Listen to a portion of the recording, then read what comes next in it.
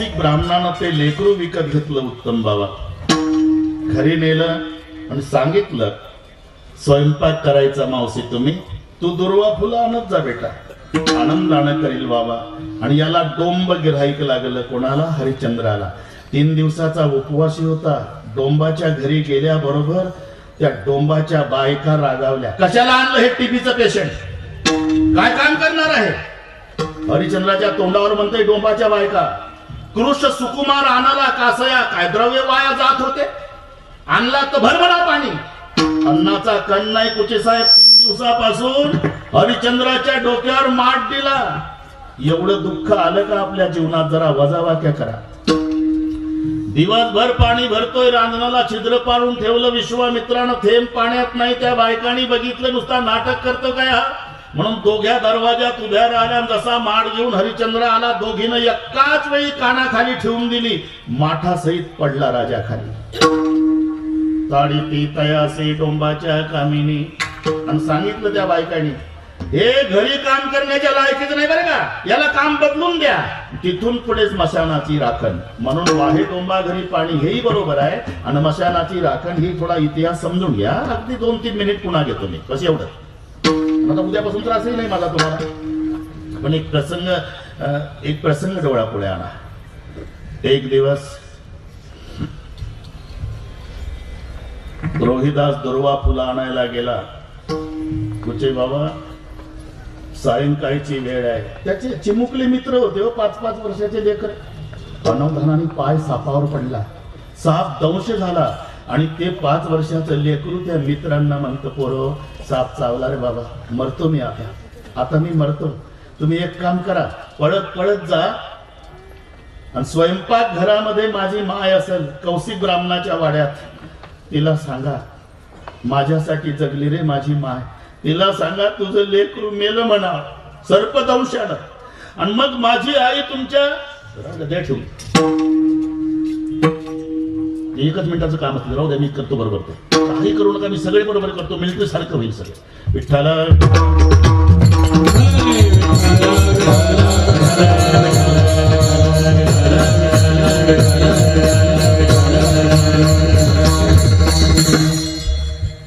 तुमच्या गळ्याला बिलगुन रडल माझी आई. माझ्या रडणाऱ्या आईची समजूत काढताना सांगा, रडू नको म्हणा. नासिवंत देह गेला से विलया, शोक काही वाया करू नको. क्षणक्षणा तिच्या संभुकावे म्हणा, तुम्हासी प्रार्थना हेची आता, सोडेला प्राण रोहिदास. मरून पडलं लेकरू. पाकशाळेमध्ये होती त्याची माता, श्रुत केली वार्ता सांगते, आई साहेब तुमचा रोहिदास मेला सर्पदंशानं. तसंच पोळपाट लाटणं फेकून दिलं होतं. मळलेल्या पिठाचा हात लुगड्याच्या पदराला पुसला आणि माय निघाली. अंधार पडला होता. जिथं फुलं आणायला लेकरू यायचं तिथं फिरू लागली ना, अंधारात दिसेना. कुचे बाबा हाक मारू लागली, रोहिदासा. आता डेड बॉडी बोलते का, रोहिदासा. असं करता करता अंधारात पायाला काय लागलं म्हणून खाली बसली. तिच्या लेकराचंच प्रेत होतं. डोळे हिरवे आलेले होते, प्राण गेलेला होता. माय रडू लागली. राजाची राणी आहे, वजावाकी करा. एकुलतं एक लेकरू मेलं, त्याचं प्रेत गुंडाळायला उकिरडे साहेब कापड विकत घ्यायला पैसे नाही त्या माऊलीजवळ. अर्धी साडी फाडल्याचा उल्लेख आहे. लेकरूचं प्रेत गुंडाळायला आला का एवढा प्रसंग आमच्या जीवनात? अर्ध्या साडीमध्ये लेकराचं प्रेत गुंडाळलं, स्मशानात आली. मदतीला कोणी नाही, सरपण विकत घ्यायला पैसे नाही. अर्ध्या रात्रीपर्यंत कुठे कुठे चिता पेटून उरलेलं सरपण होतं, त्या माऊलीनं गोळा केलं, एवढा ढीक केला. मध्यरात्री त्या सरपणाचा ढीक पेटवला उत्तम बाबा. आणि ते लेकरू उचलून आता चितेत टाकणार. पोटचा गोळा भूतकाळ आठवला कुचे साहेब. आणि त्या प्रेताकडे लेकराच्या पाहू पाहू रडू लागली माय. बाळा, काय ऐश्वर्य होत रे. नोकर चाकर अंगा खांद्यावर खेळवायचे तुला. दैवाची मेहीन फुटके प्राप्त न केल्या तिघा तीन वाटा देवा. रडू लागली. भरतार हरिचंद्र गेला कोणीकडे, दुःख कोणा पुढे सांगू.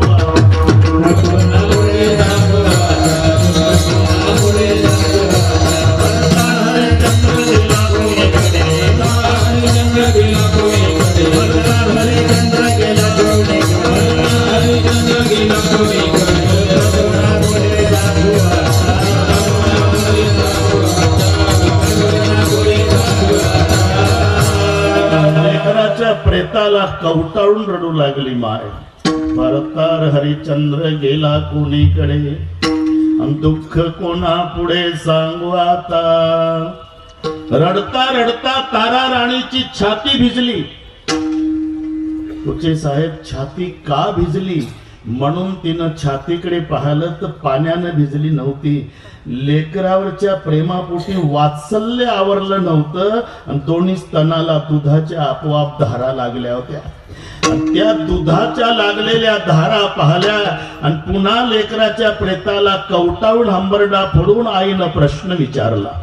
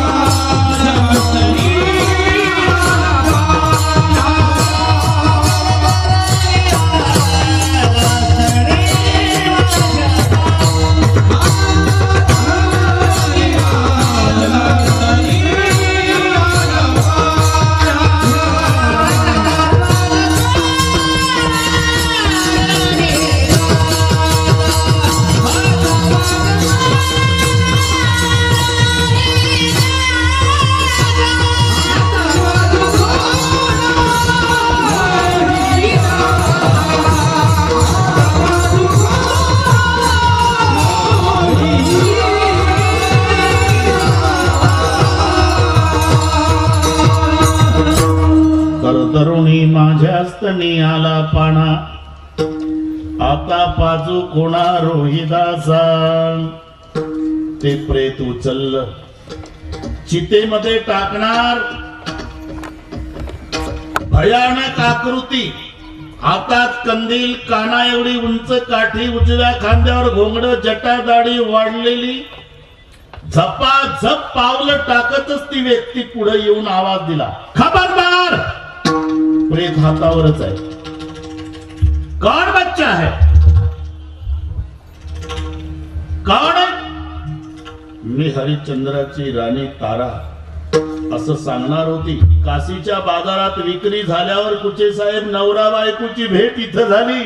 स्मशानात लेकराचं प्रेत हातात घेतलेली माय. इतक्यात वीज चमकली. विजेच्या प्रकाशात राणी राजानं ओळखली, राजानं राणी ओळखली, राणीनं राजा ओळखला. प्रेत खाली ठेवलं, पाया पडायला धावली ती माऊली. हरिश्चंद्र माग सरला. रुको तारा, पैर मत पड़ो, तुझे पाप लगेगा.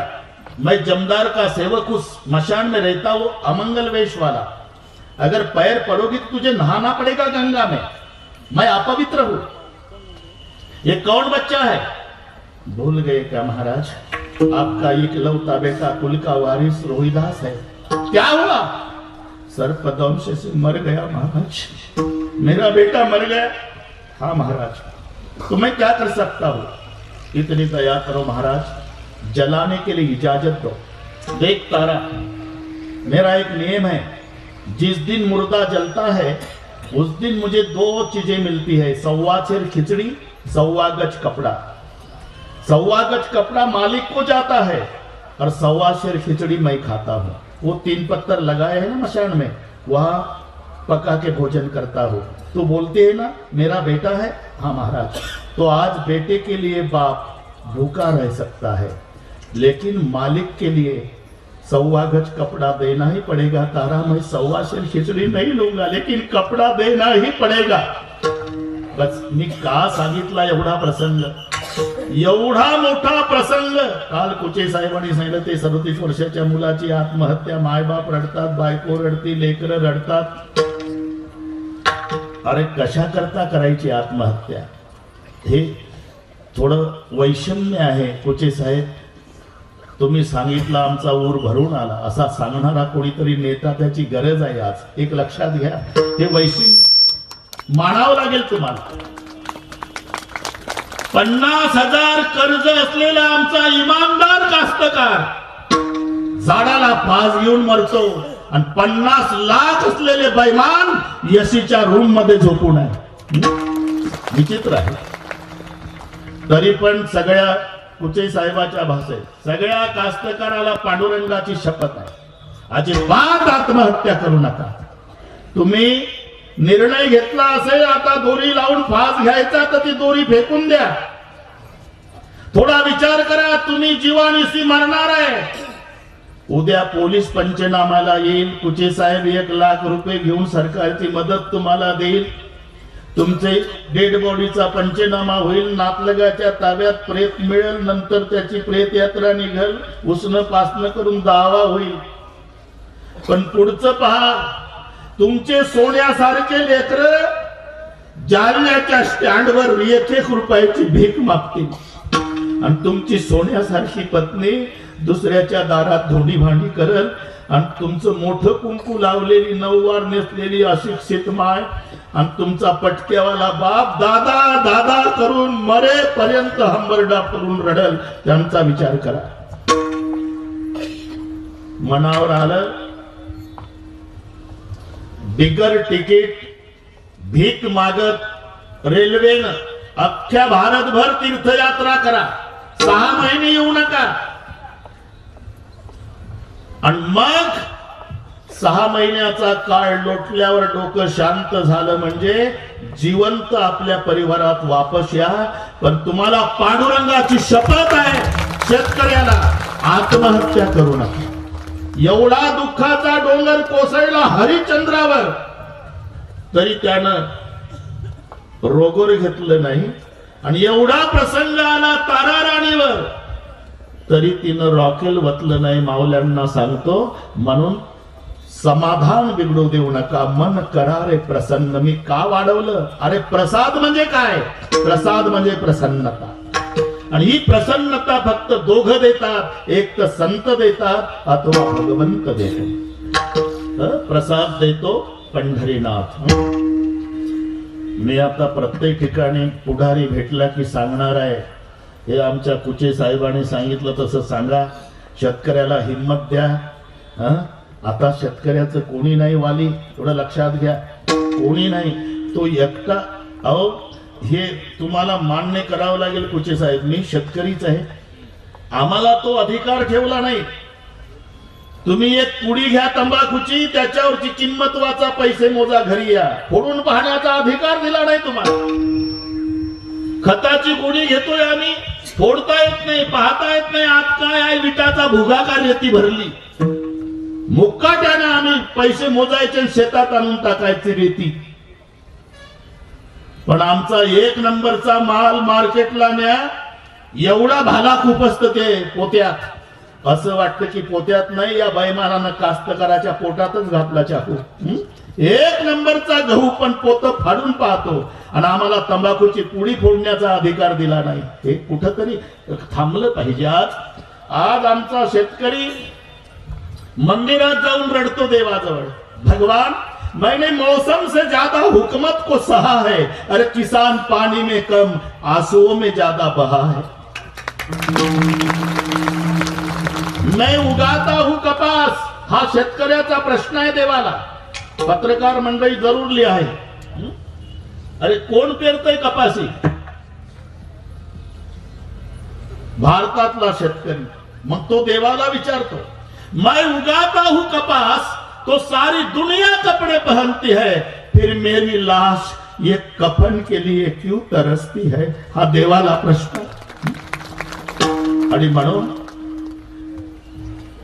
उंची कमी होती एका पंतप्रधानाची, लाल बहादूर शास्त्री, पण मर्म काढलं होतं, माझा देश सुरक्षित आहे याला कारण मिलिटरी, लष्कर. देश 2 वेळेला जेवण करून जिवंत आहे याला कारण शेतकरी. इथे सगळे माझे शेतकरी बसलेले आहे. अरे किती लागतं त्याला? 5 लोकांचा परिवार असेल तर फक्त 10 क्विंटल धान्य त्या शेतकऱ्याला लागतं वर्षाचं. मग तो 100 क्विंटल पिकवतो कशासाठी? जनतेने चिंतन करा. 90 क्विंटल समाजासाठी आहे त्या शेतकऱ्याचे. 90 क्विंटल तुमच्यासाठी पिकवले त्यांनी, त्याला लागत नाही एवढं. आणि म्हणून एकच प्रार्थना आहे, दररोज दुपारी जेवत असताना शेतकऱ्याचं चिंतन करा आणि रात्री झोपायच्या वेळी सीमेवरच्या लष्कराचं स्मरण करा. आम्ही सुरक्षित आहोत, आमची झोप सुखाची आहे. याचं कारण काय? आमच्या सीमेवरच्या लष्कराच्या खांद्यावर रात्रभर बंदूक आहे, म्हणून आमची झोप सुखाची आहे. आणि आम्ही जिवंत आहोत याचं कारण कष्ट करून घाम गाळून, अरे कितीही विज्ञान पुढे जाऊ द्या, किती नोटा कलर बदलू निघू दे, तरी गुलाबी 2000ची नोट खाते का दुपारी? जेवणासाठी भाकरी चपातीच लागती. आणि तो आमचा कास्तकार घाम गाळून मातीतून निर्माण करतो, ते फॅक्टरीत होत नाही. लक्षात घ्या.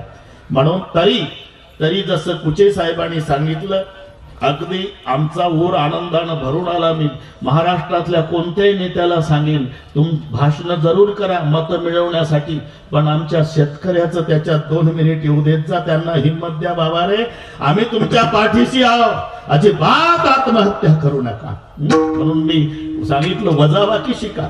एवढा दुःखाचा डोंगर कोसळला राजा हरिश्चंद्रावर, तरी त्यानं विहिरीत उडी टाकली नाही. आणि एवढा दुःखाचा डोंगर कोसळला तारा राणीवर, तरी तिनं रॉकेल वतलं नाही. म्हणून याचं नाव प्रसाद आहे, प्रसन्नता याचं नाव आहे. जरा बोलण्यात मी पुढे गेलो, पण आवश्यक वाटलं बरं का कुचे साहेब, तुम्ही जसं बोलला ना असं सगळ्या महाराष्ट्रातल्या पुढाऱ्यांनी बोला. मत जरूर मागा, तुम्ही मत जरूर मागा, पण माझं मत आहे, तुमचं असं मत मांडा. विठ्ठल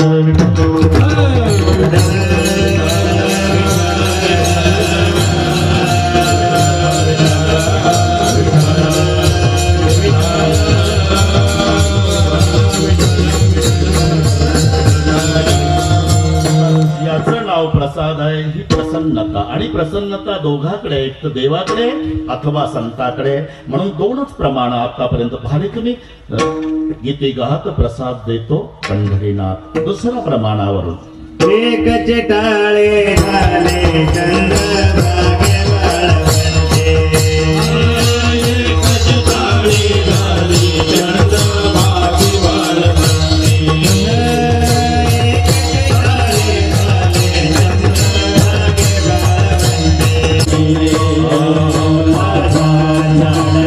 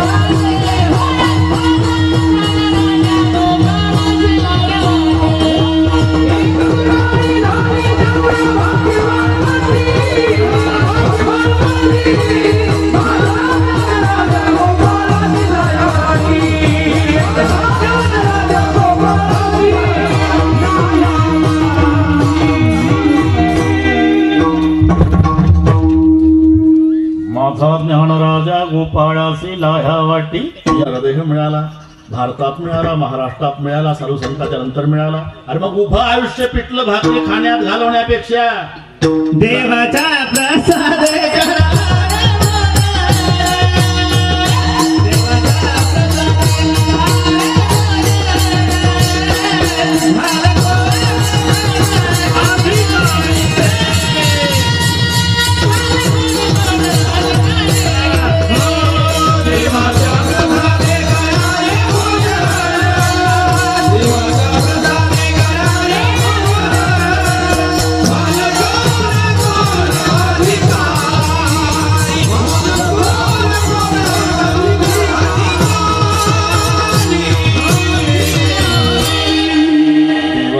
प्रसादे करा रे भोजन.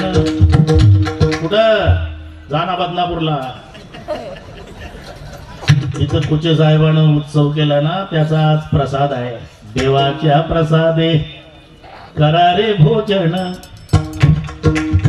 वाल कोण कोण अधिकारी ते. भाग्य आहे. काल्याचं कीर्तन म्हटलं की सर्वांना माहिती आहे. नाना गड्या झपाट्यानं चाललं, पण आता बरोबर करावं लागेल मला. आजच्या दिवस 10-15 मिनिट पुढे गेलं तर काय बिघडणार आहे? काय पुन्हा त्रास आहे का आमचा? पुन्हा त्रास नाही ना. आणि अजून त्या कशात टाळ्या चालू आहे कुठे साहेब? वन्स मोरच आहे, मला कोणी वैतागलं नाही नाही ना. थोडस कडक असते माझं जरा, ते मी हायगाय करत नाही ते. पण लोक म्हणतात नाही बैल मारका आहे पण एकटाच ओढतो 6 बैली नाग. मग तेही तसंही प्रेम करतात. विठ्ठल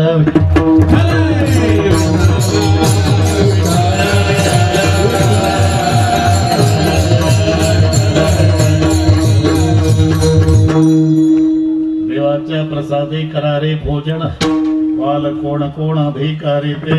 बस कुचे साहेब, तुम्हाला दादा पाटलाला, शिवाजी राजाला, अशोकरावला, नानाला, मलाही नव्हती कल्पना एवढा होईल आपला उत्सव म्हणून. हे पहा, प्रामाणिकपणे कबूल करता एवढा होईल असं तुम्हाला आम्हाला वाटलं नाही. पण मनचिती होत नाही, हरचिती होत तत्काल.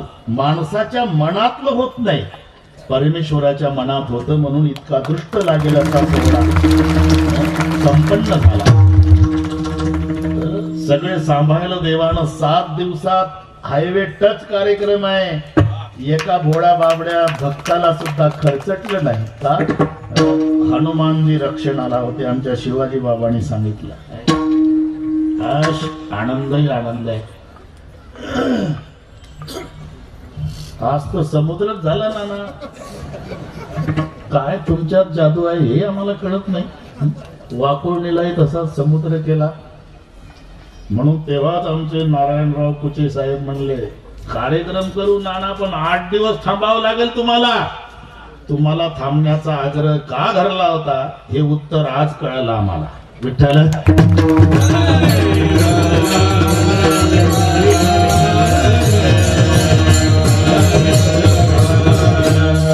हिंदी भाषेतील अभंग आहे उत्तम बाबा, पण सगळे बरोबर करतो मी. याच्या मागे चुरा चुरा कर माखण खाया. तुमच्या आवडीची भाषा आहे ना नारायणराव? हा जमलं. चुरा चुरा चुरा कर माखन खाया. या अभंगावर मारवाडी समाज खुश होतो, हिंदी सायडर वाले खुश होतात बाबा. बस मी त्या दिवशीच सांगितलं, मी कीर्तनकार असतो पण रामायणकार झालो. याला कारणीभूत आमचे सगळे महाराष्ट्रातले मारवाडी खूप प्रेम आमच्यावर करतात, खूप प्रेम करतात. आणि त्यांच्यामुळेच कधी कथाकार झालो हे आमच्या लक्षातही आलं नाही. म्हणून मी त्यांचं स्मरण करतोच. तापडिया, तोष्णीवाल, मुंदडाजी, सगळे यात डायरीत नावं तीच आहे आमच्या. कुठेही जाऊ आहेत.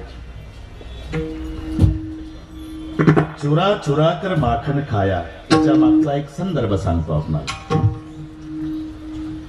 भगवान कृष्णाचा जन्म झाला मथुरेत, बरं का? बरोबर आहे. हा शॉर्टकट कळला तुम्हाला? त्यांना कळतं सगळं. आता 30 वर्ष झाले माझा निळोबा माझ्या सोबत आहे. 30 वर्ष झाले. राही राही माहिती आहे त्याला मला काय पाहिजे पुढं काय सांगणार आहे बुवा पाठ आहे त्याला पाठ आहे त्याला.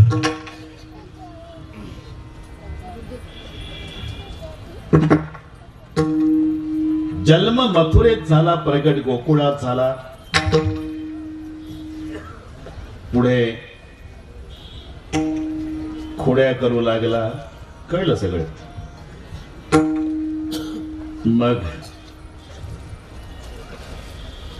अक्रूराच्या करवी मथुरेमध्ये बलराम कृष्णाला नेण्यात आलं सगळेचे सगळे कथाभाग तुम्हाला माहिती आहे पुढे मामा मारला आजोबा राज्यावर बसवला आणि कृष्ण पुढे द्वारकेचा राजा झाला एवढं उरकलं अर्ध्या मिनिटात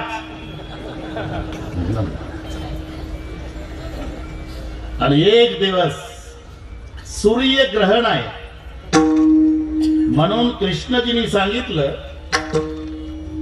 आपल्याला सुवर्णदान करायचं आहे कुरुक्षेत्रावर राजा चाले तेथे वैभव सांगा ते राजा आहे द्वारकेचा मग अशाच रावट्या काढल्या का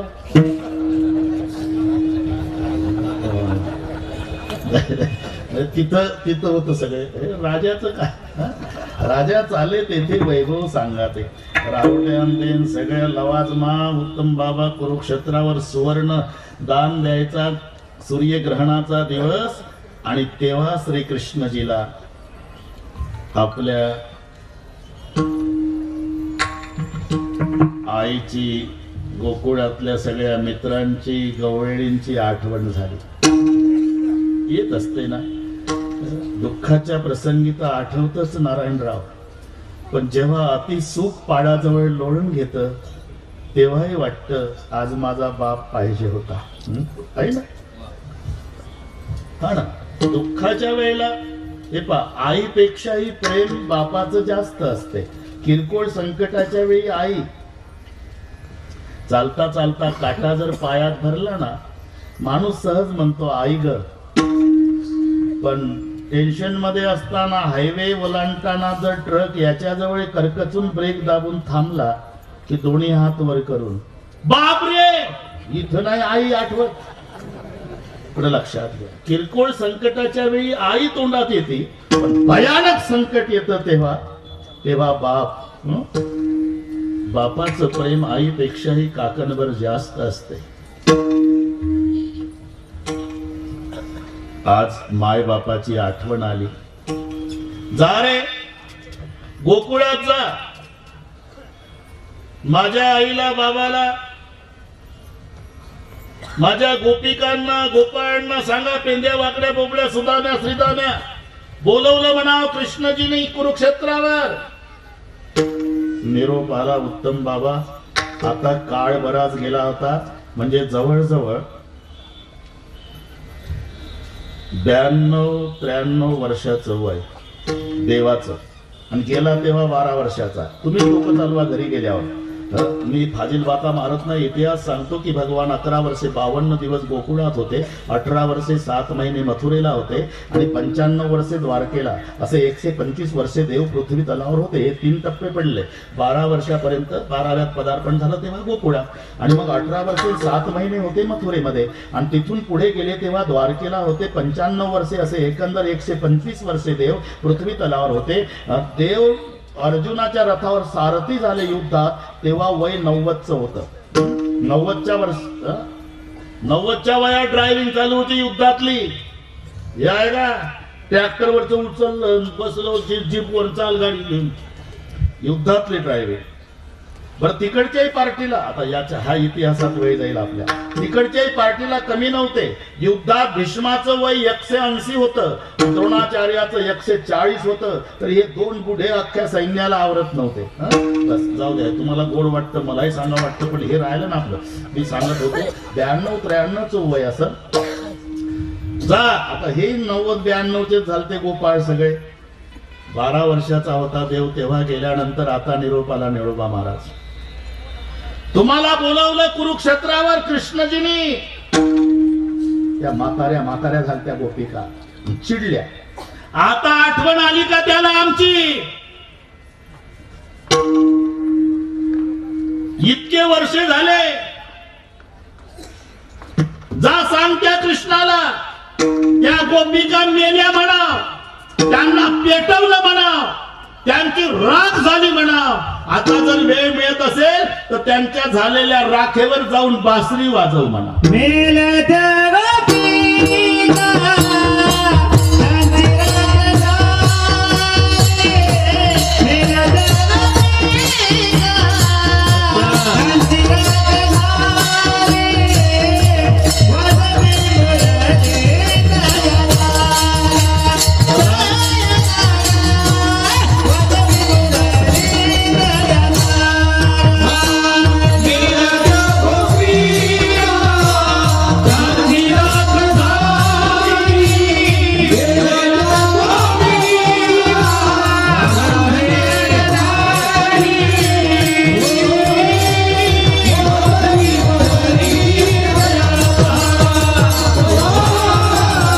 वाजवी मुरली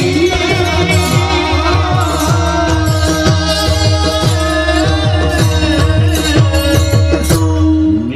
त्या गोपिका त्यांची राख झाली. त्याला चिडून चिडून बोलणे म्हणतात. मेले म्हणाव, पेटवलं म्हणाव, राख झाली म्हणाव.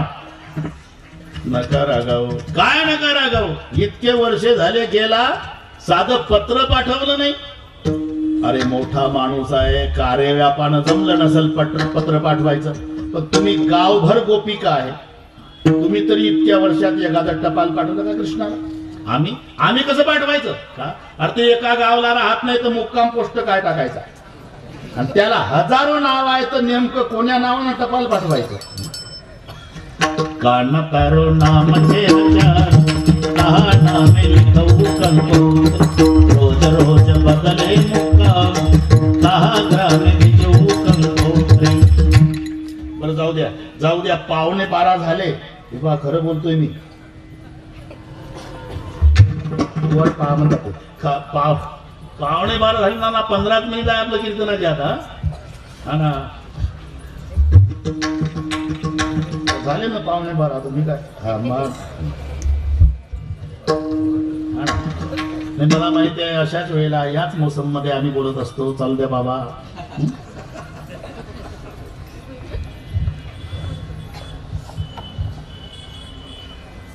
चुकलं असेल, आम्ही आलोय घ्यायला तुम्हाला, चला. आणि मग ते त्याच पद्धतीनं काठ्या घोंगड्या काही पोशाखात बदल होता का टाकले बाबू? त्याच पद्धतीनं 92-95 वर्षाचे गोपाळ, ते गोपाळ पेंद्या वाकड्या बोबड्या सुधाम्या सगळे काठ्या घोंगड्या घेऊनच 100 जणांचं टोळकं, बरं का अवघड बाबा. आणि जेव्हा कुरुक्षेत्रावर आलं ना, कडेकोट बंदोबस्त होता, कितीतरी पोलीस होते. आणि हे 100चं टोळकं गोकुळातलं काठ्या घोंगड्यावालं आज शिरायला लागलं तर गेटवरच पोलिसनं अडवलं. पुढे चाललाय. अरे त्या किशन्याला भेटायचंय. किशन्याला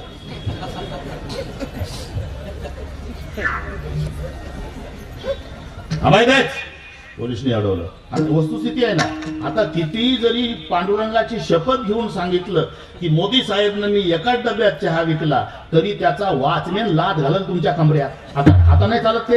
ते होऊन गेली घटना. तसं जाऊ देई ना. बराच वेळ अडवून धरलं. हा माहितीच. काही गोपाळ म्हणले, खरे काय पहिल्यासारखा दिसत नाही रे आपला किशन्या का? ती घोंगड होतले का, काठी होती, ते मस्तकाला पट्टी मोराचा पीस त्याच्या डोक्यात. आता बघ ना केवढ्या उंच आसनावर बसला, आणि त्याच्या डोक्यावर काय चमकत रे? हे चर्चा टोळक्यांची चालली. तेव्हा त्यातला एक गोपाळ म्हणतो, ए पोलीस उभे आहे, आता एकेरी भाषेत बोलणं का त्याला? का तो पहिला किशन नाही आता. गणना राजा किरे झाला.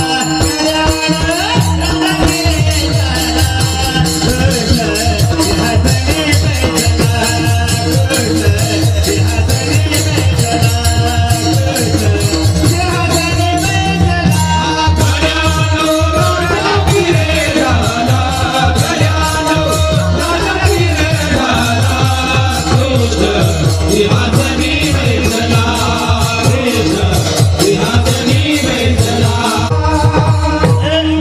भाषेत बोलू नका आता. हा आता तो पहिला कृष्ण नाही. गड्यानो राजा किरी झाला, कृष्ण सिंहासनी बैसला, गड्यानो राजा किरी झाला. इतक्यात झालं काय कुचे साहेब, सिंहासनावर बसलेल्या कृष्णजीच लक्ष गेलं. घोंगड्यान काठ्या बरोबर ओळखल्या, माझ्या गावच्या आहे, माझ्या गावच्या.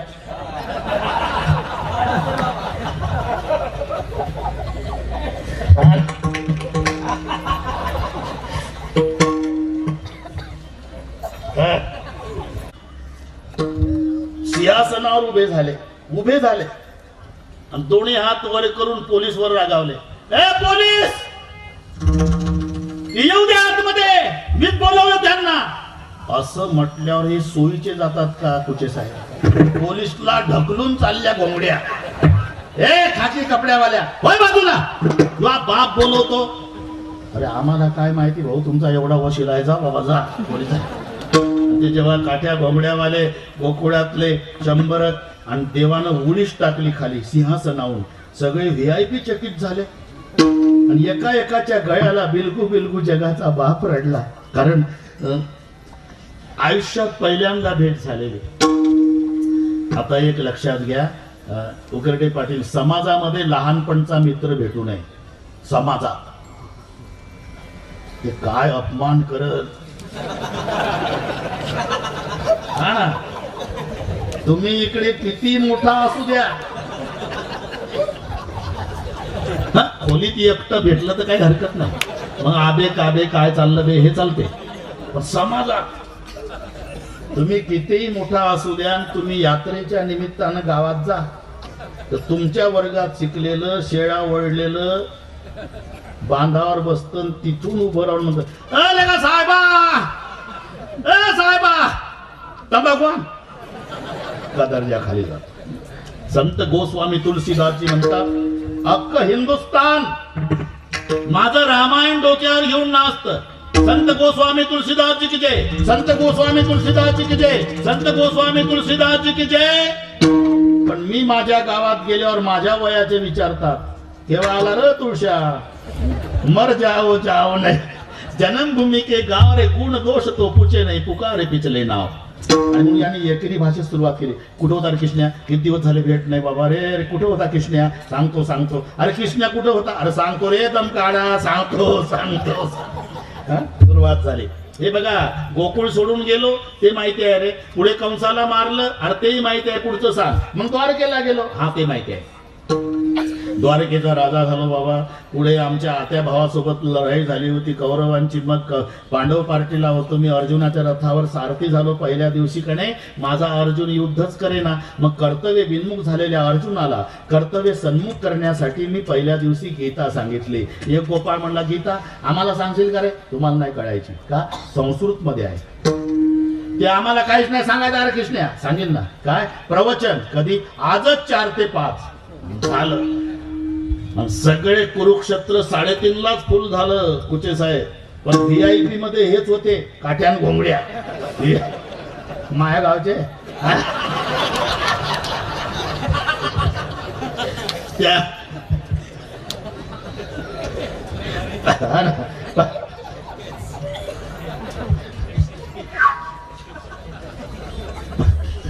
95-97 वर्षाच्या म्हाताऱ्या ते.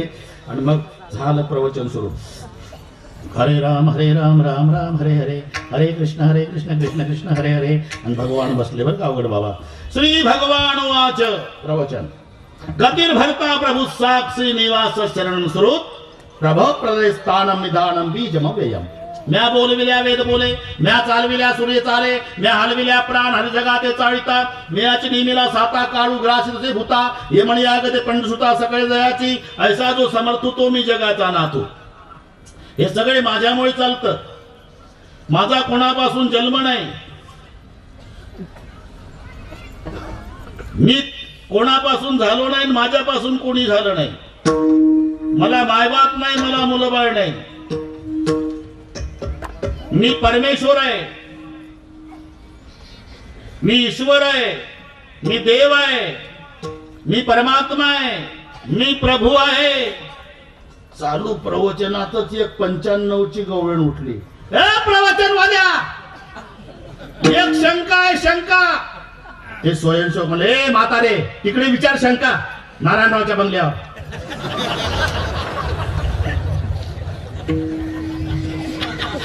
इथं कशाला विक्षेप करतं म्हातारे प्रवचनात?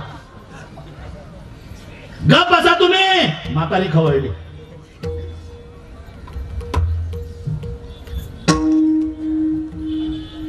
का हा प्रवचनवाला मायला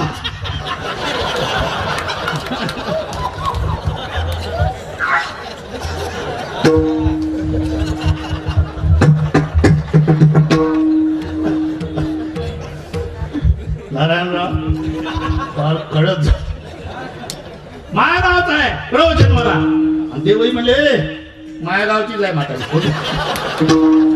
बोला आजीबाई, बोला आजीबाई, बोला. काय बोला आजीबाई? हा अरे काय बाता मारतो किसनिया? हा मी परमेश्वर आहे, मी ईश्वर आहे, मी देव आहे, मी भगवान आहे आणि मी प्रभू आहे. इथल्या बदनापूरच्या लोकांना सांगतो का? अरे लहानपणी काय काय धंदे केले हे मला माहित आहे. चरा चरा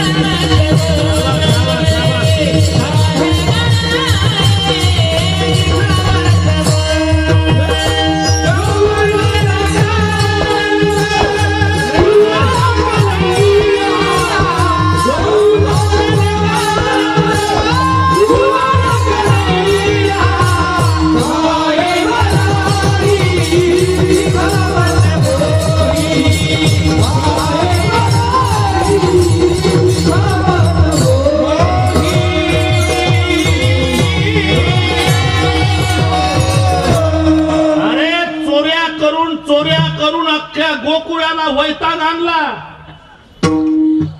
चोऱ्या करू करू खाल्लं आणि आता बदनापूरच्या प्रवचनात लागला सांगायला प्रभू आहे, भगवान आहे, ईश्वर आहे. अरे तू कसा प्रभू आहे आम्हाला सगळ्या सातबारा माहिती आहे. चुरा चुरा चुरा चुरा कर माखन खाया. आणि काय कृष्णा काय मी म्हणते काही बोलण्याला, खोटं बोलण्याला मर्यादा असावी. काही तुझ्या जीवाला हाड आहे का नाही? म्हणजे तू सांगतो मी कोणापासून झालो नाही. अरे तुझा जन्म झाला तर माया गावात सुंट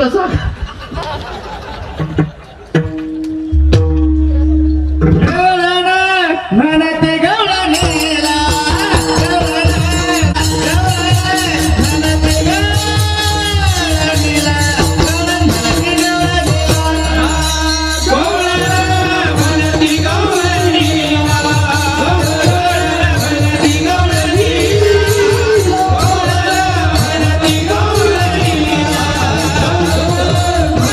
Go!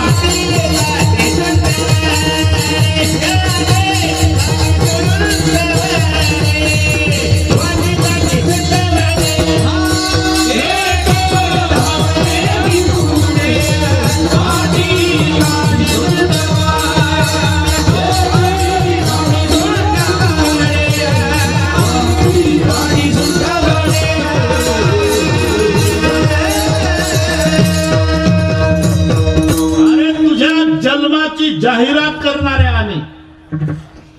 एक धावी एकी पुढे वाटी ताटी सुंट वडे,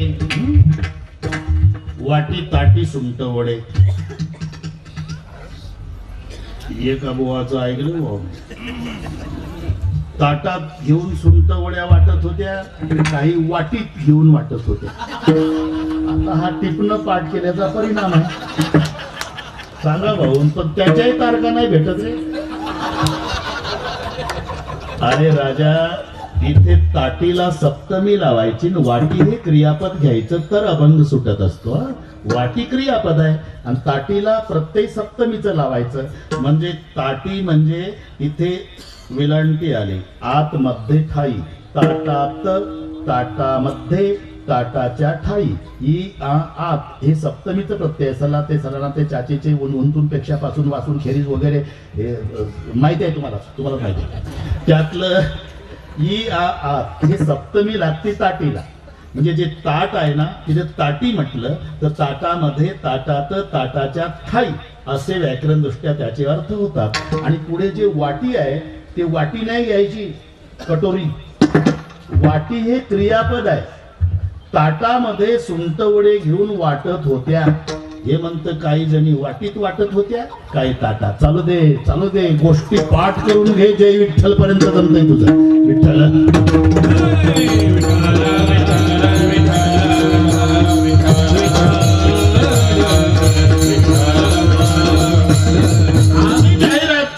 वाटी ताटी सुंट वडे, एक धावी एकी पुढे वाटी ताटी सुंट वडे.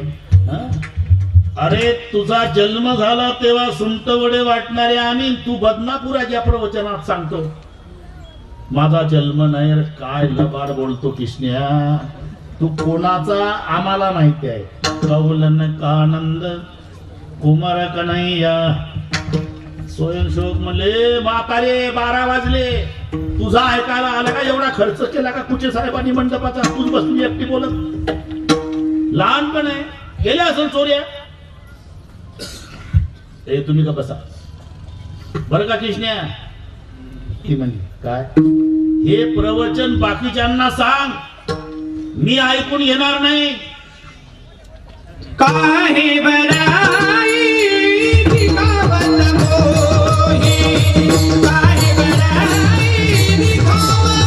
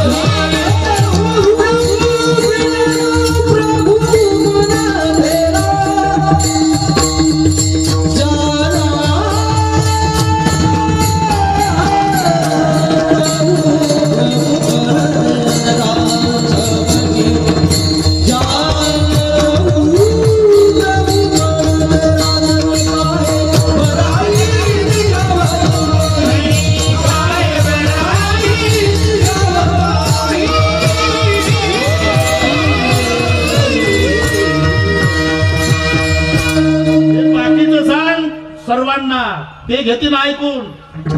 प्रभू आहे, देव आहे, ईश्वर आहे, भगवान आहे, हे माझ्याजवळ नाही चालणार. काही पढाई दिखावत मोही, कारण सगळ्या सातबारा तुझा माहिती आहे. जानत हूँ प्रभूपणा तेरा सबही. तू कसा प्रभू आहे हे आम्हाला चांगलं माहिती आहे कृष्ण. ते स्वयंसोले म्हातारे लहानपण आहे केले असेल चोऱ्या, बसली एकटीच बोलत. अरे नुसतं चोऱ्याच नाही, मग आणखी एक गोष्ट ऐक. औरंगाबाद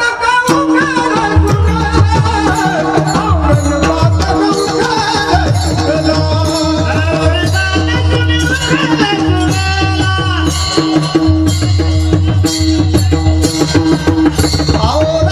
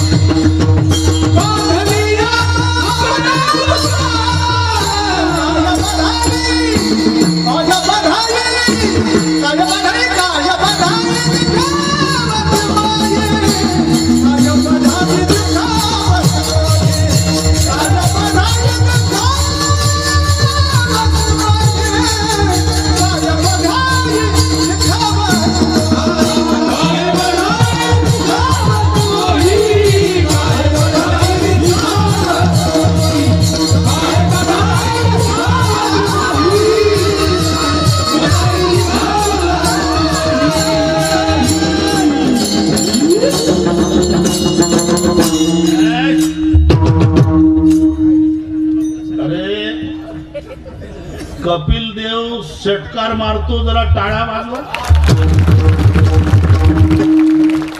पण हे तेंडुलकरचं जाऊ द्या, पण कपिल देव या वयात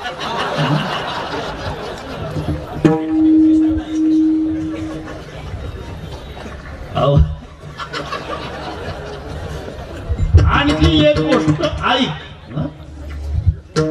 म्हणून तिथे सून शब्द येतो. और बात सुन असं आहे. आणखी एक गोष्ट ऐक म्हणजे और बात सुन. उखल सुगला बांधली या तू आपण गोपाला. अरे इतकं बिलिंदर, इतकं बिलिंदर, इतकं बिलिंदर. एक दिवस याच्या आईनं याला उखळ्याला बांधलं. उखळ्याला पण उखळी बांधिता उपटिले विमलार्जुन. त्याच्याही पुढं उखळच ओढत नेलं देवीदाची. त्या दोन झाडाला लटकलं दरवाजात. यानं ओढलं, दोन्हीचे दोन्ही झाड उन्मळून पडले. एवढं खोडकर. आणि आता बदनापुराच्या प्रवचनात मी देव आहे, ईश्वर आहे. बरं झालं तू माया गावचा आहे म्हणून.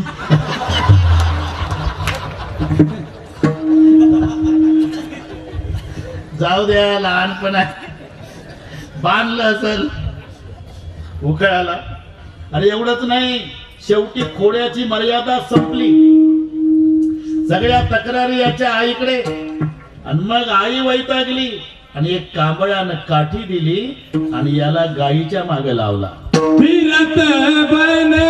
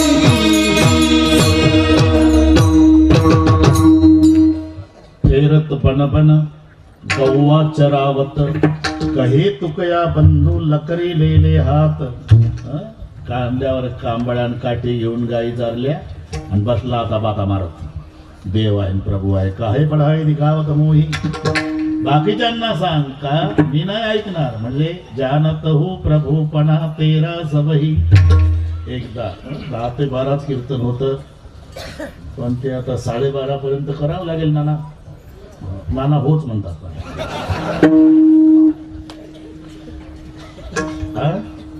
हा ना ते माया गावच्या पार्टी नाही तुझे जाय काय आगळ्या वेगळ्या खाला झाला बाबा